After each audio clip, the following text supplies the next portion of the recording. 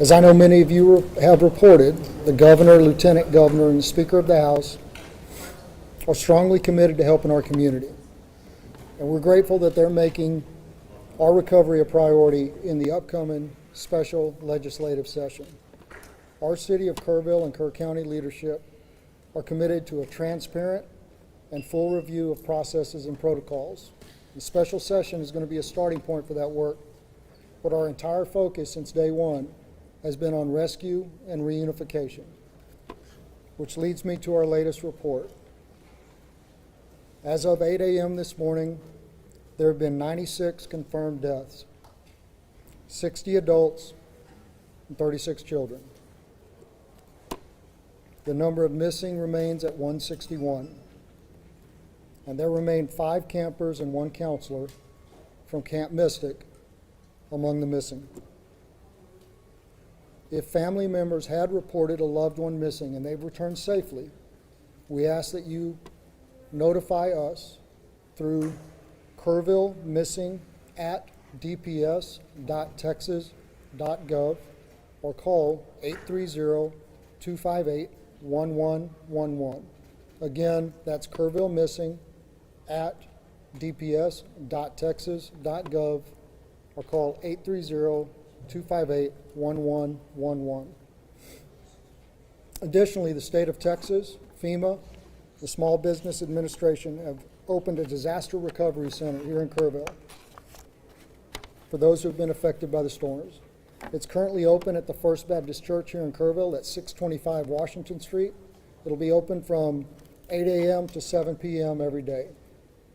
The Individual Assistance Program can provide financial support for things like medical and dental assistance, vehicle damage, housing, child care, and replacing essential items, even for non-residents who were impacted by the floods. You can visit disasterassistance.gov, use the FEMA app, or call 1-800-621-3362. And again, that's disasterassistance.gov, use the FEMA app, or call 1-800-621-3362.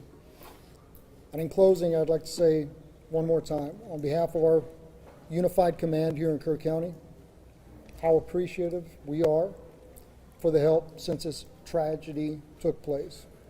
People from all over Texas, all over the country, continue to show their support in so many ways, and we are thankful. And with that, I'll take a few questions. Yes, sir. Yes, sir. Morgan Chesky, NBC News. Did the inability of police radios to communicate directly with county radios hamper rescue or recovery efforts as those waters rose? I don't have any information to that point. Sergeant Lang. Yes, sir. Jason Allen, CBS News. Given that you still have people who live in this area, what's different?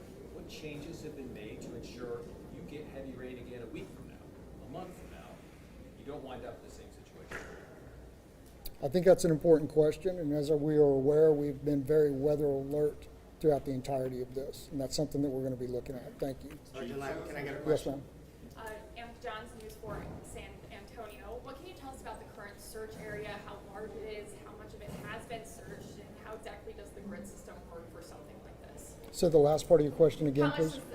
how does the grid system work for a disaster like this? Okay, so the grid system, I'm not a search and rescue recovery expert, so I don't want to speak out of turn, but it is a methodical search which ensures that every area in an area to be searched is covered and searched and that no stone is left unturned.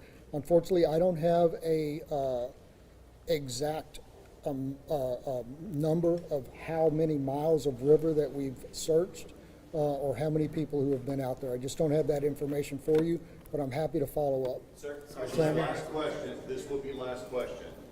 Yes, are there messages that we as a collective media are not getting out there? For example, are you hindering some searches? What can we tell people who want to come up with big equipment to help search or remove debris? Hasn't that been a problem?